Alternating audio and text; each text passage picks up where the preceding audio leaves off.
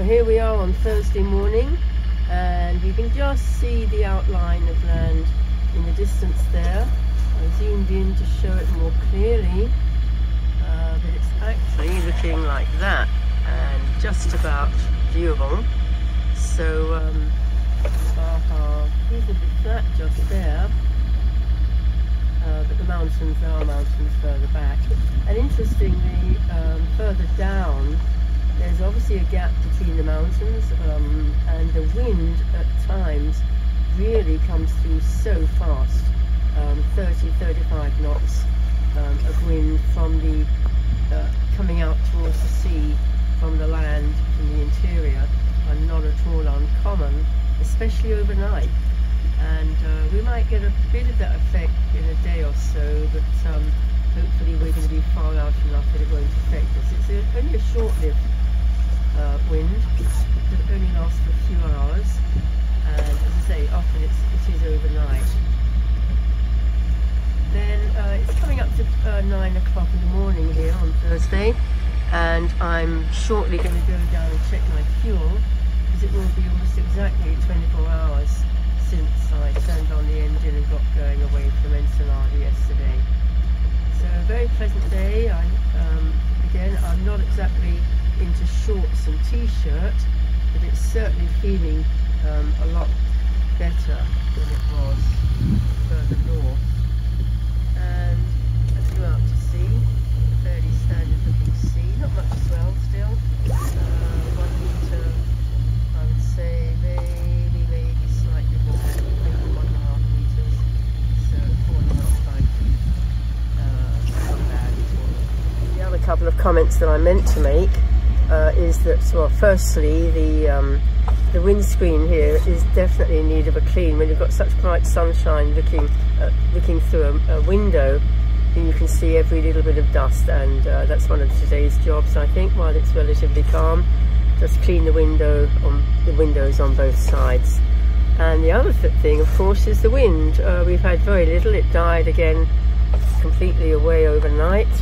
Offshore wind, as one would expect, normal thermal cycle of events, an offshore wind, offshore, onshore, depending whether it's night or day, in the heat of the sun, with the heat of the sun warming up the land, with the sea staying pretty well constant in temperature. Anyway, so that became quite a clear thing this morning. I'm looking, in fact, at 3 knots coming from the direction of land. Absolutely, pretty well beam on, so really nothing to sail to. So we'll have to just stay patient and hope that later on we will be getting some wind for that. Alright, so I think it's coffee time, and I'll go and check the fuel and see how the fuel consumption is going. After 24 hours it should give me a pretty good idea, and luckily I have this really useful sight gauge, so I can see exactly how many litres of fuel the engine has used up over the day since I left Ensenada. So this is showing our position at that point in time as we're coming down south through the bay, Sebastian Vizcaino, towards Isla Cedros. So here we're showing the anemometer, the wind display, 2 knots or so, mostly from onshore, out to sea, coming from the east, and mostly very little. And the 3.9, 3.7 speed, that's what the speed display thinks the boat is making, which is rubbish. It's clearly still not rotating as well as it should be, or as I said yesterday, it just needs calibrating, because speed over the ground is more like 6.3, and okay, we've got a little bit of current, I think, with us, but maybe no more than 1 knot, I wouldn't have thought. So that speed, the boat speed that's trying to show is well under reading, and the depth is dash dash dash, because we're deep water, we're out of soundings, so it's too deep for the depth to show anything useful. Well, so much for me cleaning the windows. So far that has not happened. I've been busy, I don't know, doing this, that and the other, keeping up my log, having a look at my routing again and again, and trying to judge how long it's going to take me to get where, because unfortunately the worst thing you have to do when you're making a journey like this is have a deadline or two, and that's exactly the problem I'm trying to resolve. So I'm trying to see some friends before they fly back to Canada, and then I've got to be down in La Cruz to give a talk there later in the month. Anyway, at the moment I just realised that I could see Cedros Island ahead. Let me show you that. There in the distance is about 30 miles away, in fact. That's Cedros Island there. It's quite a big island with quite a few fishing camps, fishing villages on it. Quite busy often, and I could be going inside, but there's no reason to do that. I'm going to stay on the outside.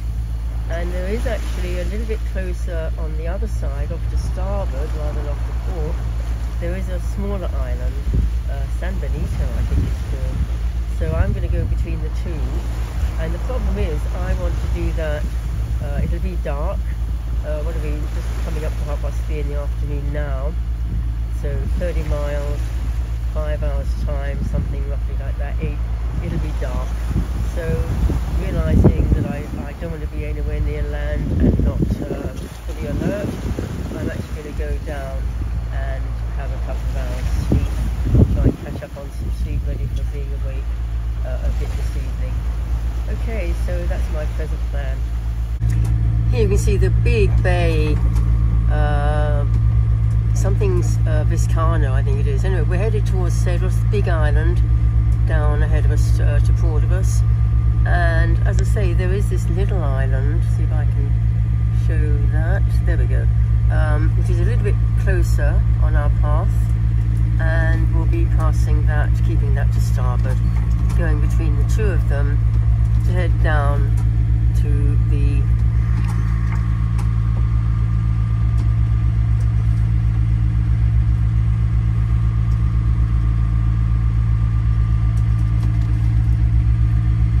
past the point that Cedros is north of, and that will take us down past a place called Turtle Bay, which is pretty familiar to most cruisers this way. Very good anchorage in there, but I'll be passing straight by, and then on past Asuncion, which I thought I might have stopped at for some fuel, but it looks as though my fuel is going to last well enough. At present consumption, I've actually got enough for a total of 4 days before I need to think about it, and that's in the main tank, so I think we'll be fine. We'll see how it goes when I get down further down south where I want to stop in Bahia, Magdalena. So here we are coming into sunset on day 2, Thursday, 5:20. Not quite as brilliant as yesterday, but always a very enjoyable thing to watch. Rather nice view of Cedros as the sky moves into sunset colours, rather pretty. And it's 5:20, so the sun is literally about to set. And there are quite a few big ships around, but they're all going outside, well outside our path. The shipping lanes tend to keep well away from the little island that we're going to go inside on further west from Cedros. A little view around, we really can't see much of the mainland, just a little bit too far away still.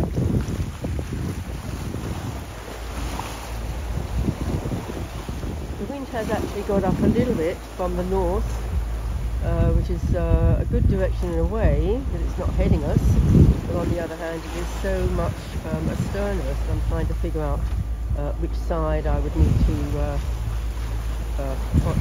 let the genoa fly in order for it to be effective, and so I might look into that in just a moment. Just have a look at the sunset first. And that's pretty well it. The sun has sunk down into the cloud. There's now some cloud on the horizon, no longer the clear horizon that we had yesterday. I've got my food warming up now so I can have that in daylight. This is a good time to be doing that. So there's Isla San Benito in the distance. In fact, there are a couple of islands there, I think, and we're going to stay well to the east of it because there are quite a few shallows. Here we are set up for the night, Nav lights are on, of course, some time ago. The display lights changed to red. I have a red light down below as well, which is handy. And the plotter on night mode with the brightness turned right down. In fact, I might even turn it down further. So I had thought that I was going to get the genoa out, but the wind seemed to be dying. It's going to be variable as far as I can see. According to Predict Wind, it's going to be funneling through one or two places quite strongly, but the rest of the time, and most of the time, there could well be, in fact, almost nothing. So, well, now the wind is something like, I don't know, 10 knots behind from astern, and I'm thinking, you know, there's not enough. The apparent wind is 6 knots, 5-6 knots, and that's not really enough to keep the genoa doing very much at all. So I've held fire on putting up the genoa. I was at least looking forward to getting some wind and getting a bit of push from that, but not for now. And I took quite a nice photo of the horizon where the sun set, rather nice colouring. And here's the photo I took. Lovely, lovely view towards the sunset. With two vivid, bright stars above. One has to be Venus, but I don't know what the other one is. I'll have to check on my star charts to see what the other one is. It's almost directly up in a line from where the sun set, above Venus, almost the same distance. Very, very bright. And then also near the horizon, not too surprisingly, there was a small cruise ship, brightly lit, right away, well away from us. Most of the ships, actually, most of the shipping is choosing to go on the outside of both the islands, the big ones, Isla Cedros and the Bonitos Islands. So we're going in between the two, which looks perfectly safe thing to do. So here was what my star chart app showed me. Clearly Venus, the lower of the two vivid bright planets, and Jupiter up above Venus. It's showing, in fact, that Neptune is in between, but I couldn't see Neptune. Well, I've just come down below after spending quite a time on deck. It's absolutely pitch black. There is not a single mark of any kind. There's supposed to be a couple of lighthouses or flashing lights. Absolutely no sign of them, and quite unnerving in a way, because here I am going between two islands, a reasonable distance off. Obviously I wouldn't be doing it otherwise, but if it weren't for GPS and my autopilot, I would never even think about doing this except in daytime, when I could see exactly what was going on. I mean, the good news is that my depth is we're still out of soundings, so it is very deep, and that is obviously a very good thing to know.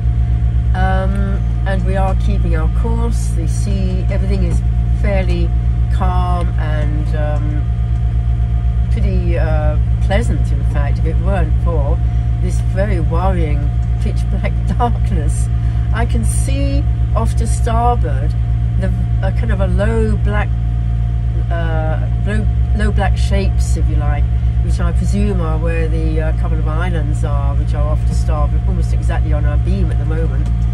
And then off to port, Cedros Island, which is a much bigger island, is still only a bit of a dark shape in the darkness, with absolutely not a single light anywhere. Really quite worrying, actually, quite unnerving. And as I say, if I didn't have the GPS, I would never ever dream of doing this, other than you know, with that help. It would just be too dangerous. I am very happy that I've got the GPS working, and my autopilot is fine, and that I mean, obviously I could jump to the wheel if I needed to, and make sure that we stayed in deep water. But we're in deep water anyway. I think we'll be fine. But I was quite surprised not to see even a single light.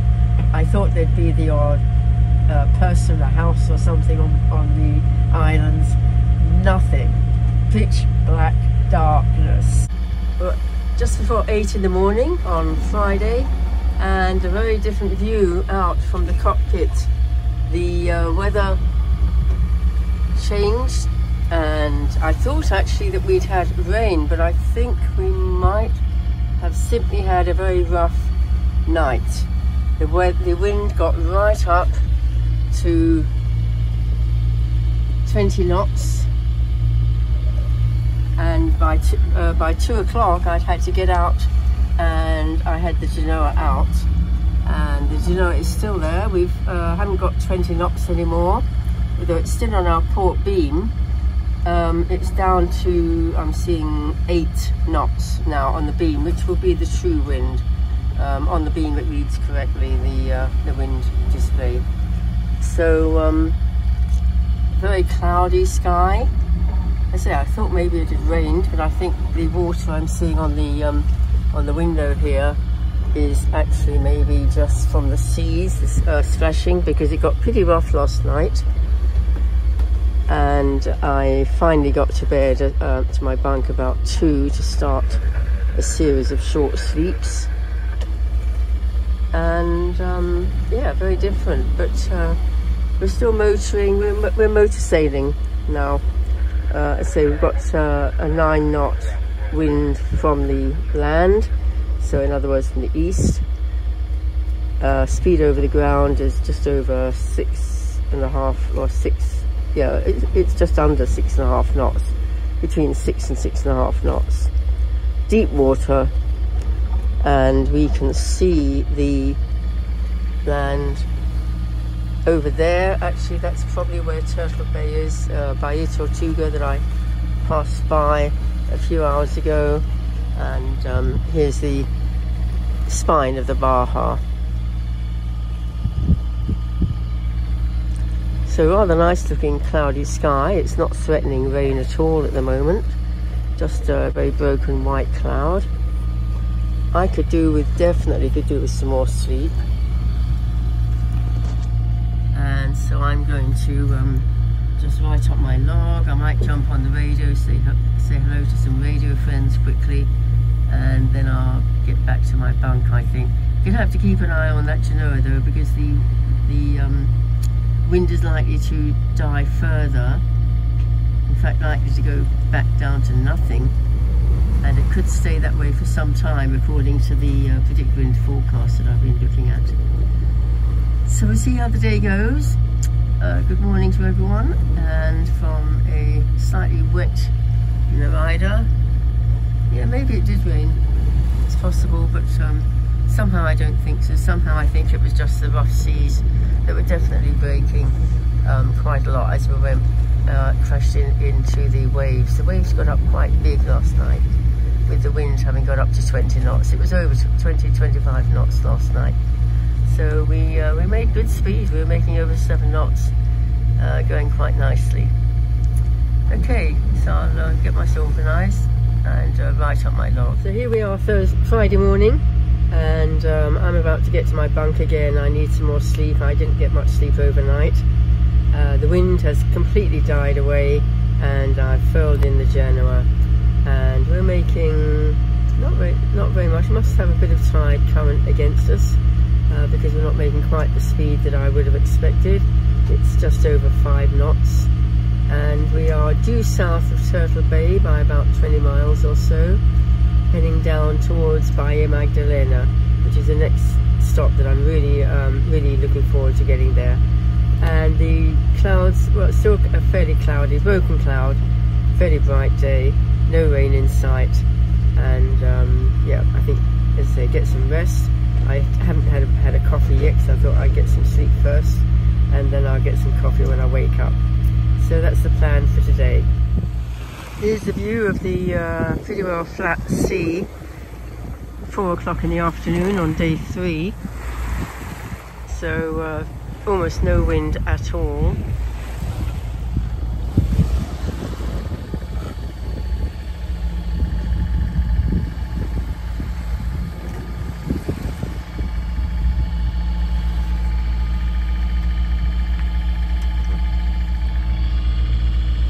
After last night's 25 knot winds, when we made pretty good progress with just the genoa, it was a bit disappointing to find that had gone by this morning.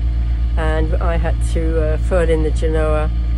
It was just flapping about doing nothing, and it looks as though wind conditions are staying for quite a time. A good day.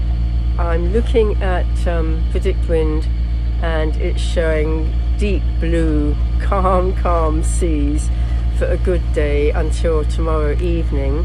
So that'll be day 4, I don't know, about 6 o'clock, when maybe we might finally get about a 10 knot, 15 knot wind.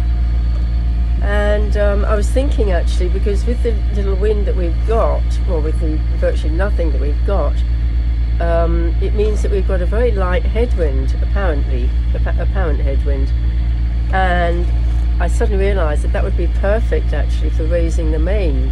But on the other hand, there's no point in having the main up and just flopping about, doing nothing in the swell, just getting born, basically, if there's nothing for it to be doing shortly afterwards. So I'm going to still keep that in mind as an option. If I can get the main up, it would be rather nice to get it up. And then when that wind comes in later tomorrow evening, and it is quite late on in the evening, but I'll keep an eye on the weather forecasts, then it would be good to actually sail properly. It would be brilliant if I could turn off the motor, that's for sure. Okay, so that's the present situation. No wind for a good day or so, absolutely nothing. And then hopefully later tomorrow, quite late on, maybe even overnight, day 4 into day 5 is when we might be getting some wind. We're heading down to Bahia, Magdalena, where the whales calve, and there are usually a lot of whales in that bay. It's a big bay, and I'm quite looking forward to going in and having a look around to see if I can spot any. Okay, so that's it for the moment. I'll show the predict wind forecast for now and for tomorrow, later tomorrow, so you can see what I'm referring to there. And it's definitely time that I had some coffee. I've had nothing to eat all day. I had a good sleep, made up my sleep from overnight when I was up quite a lot, and so I'm feeling reasonably okay. But it would be really nice to get some food. I definitely need some food. Okay, bye for now. So here's the forecast for now. Pretty well nothing at all, and for quite a time. And then when I ran it forward, now we're looking at the forecast for tomorrow evening. So quite a long time of with no wind, but maybe something coming up. So here we are coming towards sunset on the afternoon of day 3. And it's looking pretty nice out there. Position being shown. This is definitely going to come in for a really nice sunset with that cloud above. It makes such a difference having a bit of cloud there. But no wind, but a very nice sunset coming up. There's the sun just gone down over the horizon. Just hesitated for a short while, a little bit of a golden blip. And very lovely colours, so a nice sunset. And I often find it's worthwhile looking in the opposite direction from the sun when it's just set, because so often you get these beautiful pink, oyster pink colours in the sky that way. So good to look in both directions when the sun sets.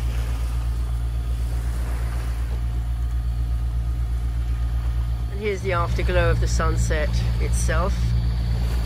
Really nice, very pleasant. Very calm seas. I don't even think they're a metre, I think maybe 1 to 2 feet. The swell, it's almost nothing. We're rocking slightly, nothing like last night. I actually had to change my bunk over because I was threatening to be thrown out of my bunk last night with the rough seas that we've had for a bit. So quite different now, very different. So here we go towards the end of certainly daylight on day 3 coming down the Baja. Just a quick word, I checked my fuel and the tank is showing 165 litres, which is just over half of the 320 litres capacity. So in 56 hours we've used half the tank of fuel, so that's reassuring. I do have another 130 litres in jerry cans as well, so I don't think we're going to be running out of fuel on our way down to Cabo San Lucas.